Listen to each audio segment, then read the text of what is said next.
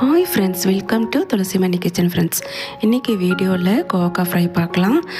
ரொம்ப ஈஸியாகவும் டேஸ்ட்டாகவும் கிறிஸ்பியாக எப்படி ரெடி பண்ணுறதுன்ட்டு பார்க்கலாம். ஃபஸ்ட்டு கோவக்காய் ஃப்ரைக்கு ஒரு மசாலா ரெடி பண்ணிக்கலாம். ஒரு ட்ரையான ஃபேனில் 2 ஸ்பூன் முழு தனியா, 1/2 ஸ்பூன் கடுகு, 1/2 ஸ்பூன் வெந்தயம், 1/2 ஸ்பூன் சீரகம் சேர்த்துட்டு நல்லா பொன்னிறமாக வறுத்துக்கிறேன். நல்லா மணம் வர வரைக்கும் நல்லா வறுத்துட்டு இப்போ மிக்ஸி ஜாரில் சேர்த்துட்டு நல்லா பவுட்ரு மாதிரி நைஸாக அரைச்சி அப்படியே வச்சுக்கலாம். இப்போ கோவக்காய் ஃப்ரை பண்ணுறதுக்கு 2 ஸ்பூன் கிட்ட எண்ணெய் சேர்த்துட்டு அதில் 3 ஸ்பூன் வேர்க்கடலை சேர்த்து நல்லா பொன்னிறமாக வறுத்துக்கிறேன். கோவக்காய் ஃப்ரைக்கு வேர்க்கடலை சேர்த்து செஞ்சு பாருங்கள், ரொம்ப டேஸ்டியாக இருக்கும். இப்போ நல்லா வறுபட்டுருது. இப்போ எடுத்து பிளேட்டில் வச்சுக்கிறேன். வச்சுட்டு இப்போ கோவக்காய் ஃப்ரை செய்கிறதுக்கு ஸ்டார்ட் பண்ணிடலாம். இப்போ அதே எண்ணெயில் கட் பண்ணி வச்சுருக்க கோவக்காவை சேர்த்துக்கிறேன்.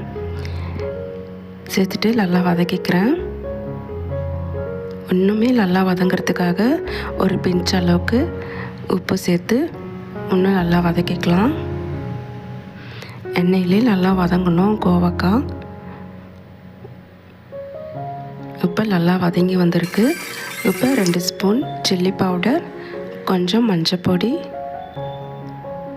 டேஸ்ட்டுக்கு ஏற்ற மாதிரி உப்பு சேர்த்துட்டு இப்போ பொடி பண்ணி வச்சுருக்க அந்த பவுடரையும் சேர்த்து நான் நல்லா கலந்துக்கிறேன்.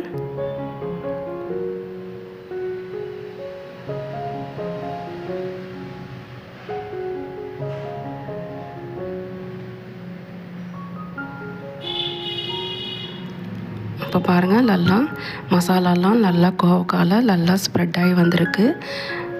இப்போ ஒன்றுமே நல்லா கலரி விட்டுட்டு இப்போ வறுத்து வச்சுருக்க வேர்க்கடலை கொஞ்சம் கருவேப்பிலை சேர்த்து ஒன்று நல்லா கலந்துக்கிறேன்.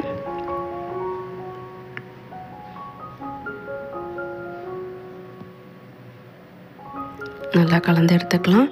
அவ்வளோதான் ஃப்ரெண்ட்ஸ். இப்போ சூப்பரான டேஸ்ட்டில் கிறிஸ்பியாக கோவக்காய் வறுவல் ரெடி ஆகிடுச்சு. இந்த வீடியோ பிடிச்சிருந்தால் லைக் பண்ணுங்கள், ஷேர் பண்ணுங்கள். துளசிமணி கிச்சனை சப்ஸ்கிரைப் பண்ணிக்கோங்க. தேங்க்யூ.